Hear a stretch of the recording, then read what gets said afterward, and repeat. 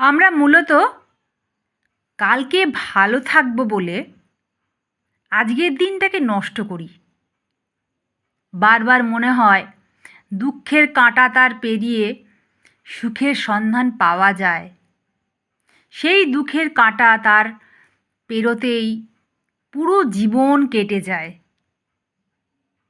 তবুও প্রকৃত মানুষ মেলে না, কোনোভাবেই না। আমরা মূলত না পাওয়াগুলোকে এতটাই গুরুত্ব দিয়ে ফেলি, ভুলে যাই যে চারপাশের দুঃখের সাথে সুখ জড়িয়ে থাকে। তাই জন্য বলা হয় ছোট ছোট সুখ থেকেই আনন্দ খুঁজে নিতে হয়। কাল কি হবে কেউ জানে না।